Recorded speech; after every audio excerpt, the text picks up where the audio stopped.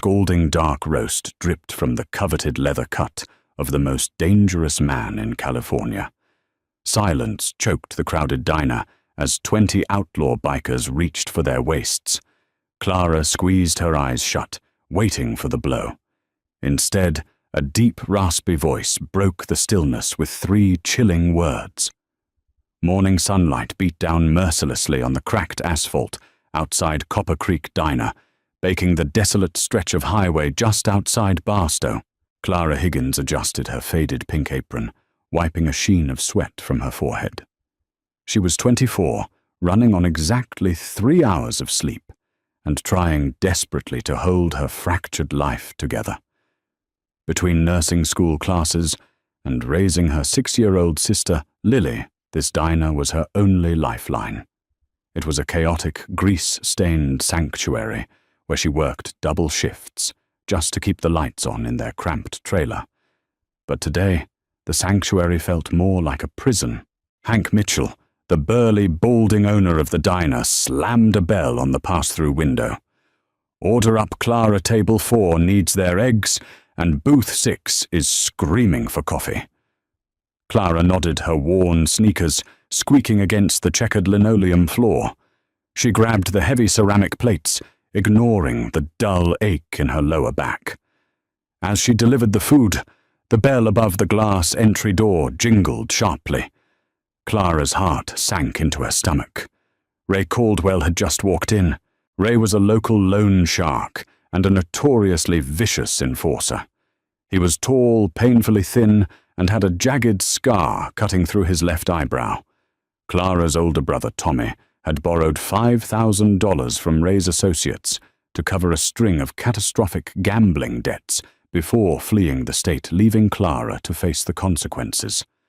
For the past 3 weeks, Ray had been terrorizing her, demanding payments she simply did not have. He slid into a corner booth, crossing his arms and fixing his cold reptilian gaze directly on her. He didn't look at a menu. He didn't want food. He wanted her terrified, and he was succeeding. "Don't look at him," Hank muttered as Clara retreated to the counter, his voice thick with concern. "Just keep working. If he tries anything, I'm calling the sheriff." "Sheriff won't get here in time." "Hank," Clara whispered, her hands shaking as she grabbed a fresh pot of coffee. "I just need to avoid him until my shift is over." Before Hank could reply, a low, guttural vibration rattled the diner's front windows. The coffee in Clara's glass pot rippled.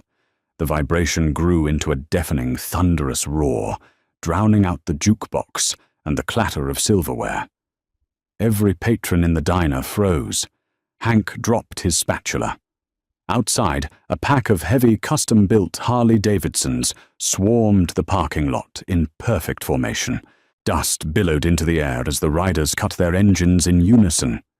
Through the large front windows, Clara saw leather vests, heavy chains, and the unmistakable, terrifying emblem of a winged death's head. "Hell's Angels," a trucker at the counter whispered, tossing a $5 bill on the counter and practically sprinting for the back exit. Within seconds, the diner door swung open, and the atmosphere inside shifted from casual morning chaos to absolute suffocating tension. 20 massive, heavily tattooed men filed into the small restaurant. They moved with an aggressive, predatory confidence, claiming the center booths and demanding extra chairs. At the front of the pack was Liam Henderson. Liam was a mountain of a man, standing well over 6 feet tall, with shoulders broad enough to block out the sun. His dark hair was slicked back, heavily salted with gray, matching the thick beard that framed his hardened, heavily scarred face. His eyes were a piercing, icy blue, scanning the room with the calculated precision of a military general. Sewn onto the breast of his battered leather cut was a patch that read one word: President. Clara stood frozen behind the counter. She had heard stories about Liam Henderson. He was a ghost, a myth in the criminal underworld, a man who supposedly ran the most lucrative and dangerous territory on the West Coast. And now he was sitting in her section. "Waitress," one of the bikers barked, snapping his thick fingers. "We're thirsty. Bring the pots." Hank gave Clara a terrified, apologetic look and gently pushed her toward the floor. "Just do exactly what they ask. Keep your head down." Clara swallowed hard, her mouth dry as sandpaper. She grabbed 2 full, freshly brewed pots of boiling coffee, 1 regular, 1 decaf. The glass handles burned against her palms as she navigated the narrow aisle between the booths. She could feel the heavy stares of the bikers, their presence suffocating. She poured cup after cup, her hands trembling violently. Liam Henderson sat quietly at the head of the largest table, directly beneath the blinking red light of the diner's security camera. He didn't speak to his men. He just stared out the window, a lit cigarette dangling from his lips despite the diner's strict indoor smoking ban. No one, not even Hank, was going to tell him to put it out. Clara moved to fill Liam's cup. She stepped backward to adjust her angle, completely unaware of the corner booth behind her. Ray Caldwell saw his opportunity. Frustrated that his intimidation tactics had been interrupted by the biker gang, he decided to remind Clara exactly who controlled her life. As Clara shifted her weight, holding both boiling pots of coffee in front of her, Ray deliberately thrust his heavy steel-toed boot into the aisle, catching her directly behind the ankle. Clara gasped as her feet went out from under her. Time seemed to warp, slowing down to an excruciating crawl. She tried desperately to twist her body to throw the glass pots away from the crowd, but gravity was unforgiving. Her knee slammed into the linoleum. The glass pot in her right hand shattered against the edge of the metal table. A full liter of scalding, freshly brewed dark roast launched violently into the air. It flew in a perfect, horrifying arc, directly onto the chest and face of Liam Henderson. Silence, thick and absolute, descended upon Copper Creek Diner. The jukebox had inexplicably stopped between tracks. The sizzle of bacon on the grill sounded like a roaring fire in the sudden, breathless void. Clara remained on the floor, her hands bleeding from the shattered glass, surrounded by a puddle of black coffee. She looked up, her vision blurring with tears of absolute terror. Liam Henderson was completely drenched. The scalding liquid soaked into his white undershirt, cascaded down his heavy silver chains, and darkened the sacred leather of his Hell's Angels cut. Steam physically rose from his broad shoulders. The coffee had splashed against his neck and jaw, turning the skin a furious raw red. For a span of 3 seconds, no one breathed. Clara's heart hammered against her ribs so violently she felt she might pass out. Then the chaos erupted. Chairs scraped backward with violent force. 20 enormous men stood up simultaneously. The sound of heavy combat knives clicking open and the rustle of concealed leather holsters being adjusted echoed through the room. The air grew instantly lethal. A massive biker with a scarred throat, known on the street as Bobby Wrench. Gallagher leapt over his table. His face was twisted in pure rage. He grabbed Clara by the collar of her pink apron, hauling her to her feet with one hand. "You stupid, clumsy little," Bobby snarled, raising his massive ring-covered fist. "Do you have any idea what you just did? You're dead." Clara squeezed her eyes shut, sobbing, bracing for a blow that would undoubtedly shatter her jaw. "I'm sorry, I'm so sorry. Please, Bobby, stop." The voice was low, gravelly, and commanded absolute obedience. Bobby's fist froze in mid-air. He looked back at his president. Slowly, reluctantly, Bobby dropped Clara, letting her collapse back onto her bloody, trembling hands and knees. Liam Henderson had not moved. He hadn't even wiped the burning liquid from his face. He sat perfectly still, a terrifying statue of restraint. His icy blue eyes locked onto Clara, who was now desperately trying to dab at his ruined leather vest with thin, useless paper napkins, weeping uncontrollably. "I'll pay for it!" Clara choked out her voice, cracking. I'll pay for the burns, the jacket, whatever you want. Please don't hurt me. My sister, she only has me. Please. Liam looked down at the sobbing waitress. He looked at her bleeding hands, slashed by the broken glass. He saw the sheer, unadulterated panic in her eyes. But more importantly, a lifetime of surviving street warfare had given Liam a supernatural level of situational awareness. He hadn't just felt the coffee burn his skin. He had heard the unmistakable scuff of a heavy boot against the floor just a fraction of a second before Clara fell. Liam slowly stood up. He towered over the room, an imposing force of nature. He unbuttoned his soaked, ruined vest with agonizing slowness and handed it to a stunned Bobby. Without breaking eye contact with Clara, Liam reached up and gently placed a heavy hand on her shoulder, stopping her frantic cleaning. "You didn't trip, darling," Liam rumbled softly. Clara froze, staring up at him through her tears. Liam turned his massive head. His gaze bypassed Clara and locked directly onto the corner booth. Ray Caldwell was sitting there, a smug, satisfied smirk plastered across his face. Ray thought he had won. He thought he had just painted a target on Clara's back that she could never escape. Ray didn't realize that the security camera above the cash register, with its blinking red recording light, was pointed directly at his booth, and he definitely didn't realize that Liam Henderson despised cowards.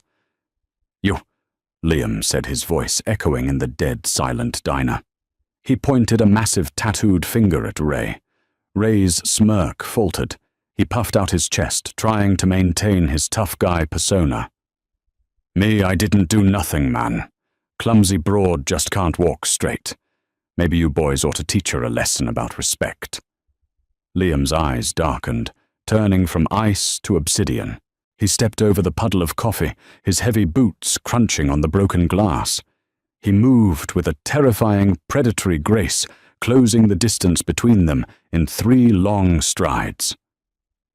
"I saw you stick your foot out slick," Liam said, his voice dropping to a dangerous whisper as he loomed over Ray's table. "I felt the floorboards shift when you kicked her ankle." Ray swallowed hard, a bead of sweat tracing down his scar. "Look, pal, you don't know who I am. I run collections for the Rossi family. This chick owes me money. I was just sending a message. You Hell's Angels mind your own business and we won't have a problem." It was the wrong thing to say. In a movement so fast the naked eye barely registered it, Liam reached across the table. His massive hand clamped around Ray's throat like a steel vise. He lifted the enforcer entirely out of the booth, slamming him brutally against the wood-paneled wall of the diner. Ray gagged his feet, kicking violently in the air as his face rapidly turned a deep shade of purple. The Rossi family name meant nothing to a man who commanded an army of outlaws. "You use a working woman as a pawn in your cheap shakedown," Liam hissed, leaning in so close Ray could smell the stale coffee and tobacco on his breath. "You use me as the weapon to punish her." Liam applied slightly more pressure. Ray's eyes bulged in absolute terror, his hands clawing uselessly at Liam's iron grip. "Empty your pockets," Liam commanded, releasing his grip just enough for Ray to breathe. Gasping and choking, Ray frantically dug into his pockets. He pulled out a thick wad of cash, $100 bills, easily $3,000 or $4,000 in total, and a heavy gold watch, dropping them onto the table. "Take it," Ray rasped, coughing violently. "Just take it." Liam didn't touch the money. He looked over his shoulder at Clara, who was watching the scene in bewildered shock. "Pick it up, darling," Liam ordered gently. Clara hesitated, looking at Hank, who frantically nodded his head. She scrambled up her hands, trembling, and gathered the massive pile of cash. It was enough to pay off her brother's debt entirely, with plenty left over for Lily's school supplies and their rent. Liam turned back to Ray, leaning in close. "Her debt is settled. If I ever hear your name in the same sentence as hers again, If you so much as drive past this diner, my boys are going to find you, and they aren't going to be as polite as I am today. Do we have an understanding?" Ray nodded frantically, tears of pain leaking from the corners of his eyes. Liam dropped him in a crumpled heap on the floor. "Get out!" Liam growled. Ray scrambled to his feet and bolted out the front door, leaving his dignity and his cash behind. The diner remained silent. Liam took a deep breath, ignoring the stinging burns on his chest and neck. He turned back to Clara. She stood there, clutching the wad of money, looking at the towering biker, not as a monster, but as a savior. "Thank you," Clara whispered, fresh tears falling down her cheeks. I don't know how to repay you."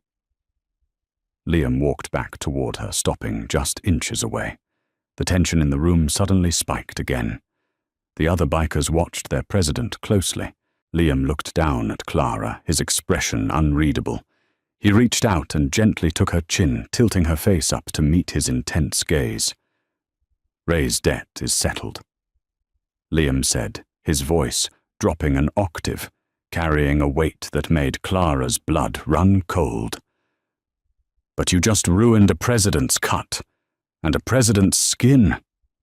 Out on the streets, blood demands a heavy price." He leaned in closer, his blue eyes flashing with a sudden dark intensity. "Now," Liam whispered, "you owe the Hell's Angels." Fear paralyzed Clara's vocal cords. The diner around her seemed to vanish, leaving only the towering coffee-stained giant and the terrifying promise hanging in the air. She owed the Hell's Angels. The very concept sounded like a death sentence. Liam Henderson did not blink. His icy blue eyes remained fixed on Clara, observing the sheer panic radiating from her small frame. Slowly he released her chin and took a deliberate step back, giving her space to breathe. The heavy silence in the diner was broken only by the sound of Hank nervously rearranging ceramic mugs behind the counter. "I saw your textbooks on the shelf behind the register." Liam rumbled his voice, low and steady. "Anatomy, pharmacology. You're in nursing school." Clara nodded slowly, her heart pounding against her ribs. "Yes. I'm finishing my final clinical rotations this semester." "Good," Liam replied, turning slightly to gesture toward his ruined chest. The skin beneath his soaked undershirt was visibly blistering, a furious, angry red that would have sent a normal man into shock. "Because right now, I need a nurse, and I don't do hospitals. Too many questions, too much paperwork." Clara blinked, the shock momentarily overriding her fear. "You want me to treat you? Here, I want you to patch me up in the back office, darling," Liam said, peeling the ruined leather cut from his shoulders and handing it to Bobby. "You fix my burns, keep your mouth shut about what happened today, and we consider this particular debt paid. Understand?" Relief washed over Clara in a dizzying wave. She wasn't being marked for violence. She was being drafted for triage. "Hank Daw," Clara called out, her voice suddenly finding its strength as her professional instincts took over. "Grab the first aid kit from the kitchen, the industrial one. Bring it to the break room, now." For the next 45 minutes, the back office of Copper Creek Diner became a makeshift burn unit. Liam sat stoically on a creaky metal folding chair while Clara worked. Up close, the Hells Angels president was even more intimidating. His torso was a canvas of faded ink and thick, jagged scars that told stories of a violently lived life. Yet as Clara gently cleaned the blistering skin and applied thick layers of silver sulfadiazine cream, Liam didn't so much as flinch. "You've got a steady hand," Liam observed quietly, watching her wrap sterile gauze around his massive neck. "I'm used to high pressure," Clara murmured, securing the medical tape. "Though usually my patients don't have 20 heavily armed friends waiting in the dining room." A low, rumbling chuckle vibrated in Liam's chest. My boys are protective, but they follow orders. You're safe, Clara. She paused, looking up into his eyes. How do you know my name? I know a lot of things, Liam said, his gaze softening by a fraction. I know your brother Tommy is a degenerate gambler who skipped town. I know you're raising your little sister Lily all by yourself, and I know you've been working double shifts for a month, trying to keep a roof over her head. That's why I stepped in with Ray. Clara finished taping the gauze, stepping back to admire her work. The burns were severe, mostly second degree, but they would heal without infection now. Why? She asked, her voice barely above a whisper. Why do you care about a waitress and her sister? Liam reached out carefully, picking up a clean, dry flannel shirt Hank had provided from his locker. He pulled it over his broad shoulders, wincing slightly as the fabric brushed the fresh bandages. The patch on my back means I live outside the law, Clara. It doesn't mean I don't have a code, Liam said, buttoning the shirt. Men like Ray Caldwell prey on the weak. They use fear to extract blood from stones. In my territory, we don't tolerate predators targeting women and children. Your brother made his own bed, but you didn't deserve to be thrown into it. He stood up, towering over her once again. He reached into his pocket and pulled out a sleek black business card with a single phone number printed on it. He pressed it into Clara's bandaged hand. The debt for the coffee is paid, Liam told her. But the money you picked up off the floor, that's yours now. Pay off Tommy's debt to the Rossi family and use the rest for your sister. If the Rossi crew ever comes sniffing around this diner again, you call this number, day or night. Before Clara could process the magnitude of his words, Liam turned and walked out of the office. Moments later, the deafening roar of 20 Harley-Davidsons echoed through the diner walls, shaking the floorboards, before fading into the desolate distance of the highway. Clara stood alone in the break room, clutching the black card and the massive wad of cash, realizing her life had just irrevocably changed. 2 months passed, trading the blistering summer heat for the crisp golden winds of autumn that swept through Barstow. Clara's life had transformed entirely. Using the surrendered cash from that fateful morning, she settled Tommy's debt, with the mob finally banishing the oppressive anxiety that had haunted her every waking moment. She reduced her diner shifts, focusing her remaining energy on her final nursing exams and raising 6-year-old Lily. Yet the towering biker's presence lingered like a protective shadow over her life. Every Sunday morning, without fail, Bobby Wrench Gallagher, or another patched Hell's Angel, would casually occupy Liam's corner booth, order a simple black coffee, and leave a crisp $100 bill on the table. It was a silent, ongoing message. We are watching. You are protected. However, the Rossi crime family despised humiliation above all else. Tony Rossi, the ruthless underboss controlling local loan sharking rackets, was seething. A Hells Angels president, assaulting his top enforcer in broad daylight, demanded severe retribution. Knowing an all-out biker war would be bad for business, Tony targeted the perceived weak link, Clara. On a quiet Tuesday evening, the diner sat completely empty. Hank had departed early for supplies, leaving Clara wiping down the counters under the buzzing neon sign. Suddenly the entry bell jingled. 3 men in expensive tailored suits entered, looking entirely out of place in the dusty highway joint. At the center stood Tony Rossi, his flat, menacing gaze locked directly on Clara. 2 massive enforcers flanked him, their hands resting inside their jackets. Clara Higgins. Tony sneered, approaching the counter with predatory confidence. You caused my organization considerable trouble. Clara's blood ran cold.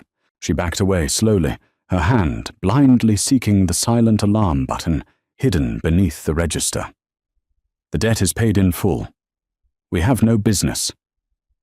The interest on disrespect is still outstanding, sweetheart, Tony replied smoothly. You're coming with us. Your biker friends owe me a public apology to get you back. An enforcer drew a heavy, suppressed pistol. Clara froze her heart, hammering, as she braced for the absolute worst. Suddenly, the diner's overhead lights flickered and died completely. Plunged into darkness, Tony and his men drew their weapons, spinning frantically toward the expansive front windows. Outside, 30 blinding motorcycle headlights ignited in flawless unison, flooding the diner's interior with harsh, blinding illumination. A deafening, synchronized roar of idling engines rattled the glass panes. The Hells Angels hadn't just been checking on Clara on Sundays. They had been monitoring her perimeter. The front door kicked open with violent force. Liam Henderson stepped through the shattered glass, his heavy silver chains catching the blinding light. Behind him stood an intimidating army of outlaws. Bobby Gallagher gripped a heavy steel pipe, his face twisted in a dangerous grin. The air crackled with the promise of absolute violence. Tony Liam greeted his voice echoing like thunder in the confined space. You're a long way from Los Angeles. Outnumbered 10-1, Tony's arrogant facade crumbled instantly. Liam, this is civilian business. She insulted the family. She is under my protection, Liam interrupted, pulling a thick manila envelope from his leather cut. He tossed it onto the counter near Clara. Photographs of your illicit gambling dens, plus ledgers my boys quietly acquired from your accountant. If a Rossi comes within 50 miles of Barstow again, these go straight to the FBI. You'll die in federal prison. Tony stared at the envelope, the color draining from his face. Knowing he was utterly beaten, he ordered his men to lower their guns. They retreated to their black sedan and sped off into the desert night. Silence reclaimed the diner. Liam turned to Clara, the lethal edge melting from his scarred face. You okay, darling? Tears of overwhelming relief spilled down Clara's cheeks. Ignoring all professional boundaries, she rushed around the counter and threw her arms around the giant biker. Liam stiffened briefly in surprise before gently wrapping one massive arm around her trembling shoulders. We protect our own, he rumbled softly. 3 weeks later, Clara walked across the community college stage in her pristine white nursing uniform. As she received her hard-earned diploma, thunderous cheering drowned out the polite applause of the audience. Taking up the entire back 3 rows were 20 enormous bikers in full leather cuts. Little Lily sat squarely on Liam Henderson's shoulders, clapping her hands with unbridled joy. Liam caught Clara's eye across the auditorium, offering a rare, genuine smile and a respectful nod.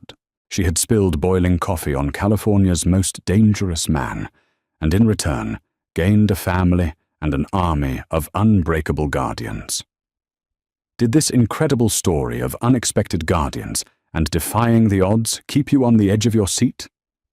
If you loved this thrilling real-life tale, please hit that like button, share it with your friends, and subscribe to our channel for more amazing stories just like this one. Don't forget to ring the notification bell so you never miss an update. Drop a comment below telling us what you would have done in Clara's shoes. Thank you for watching.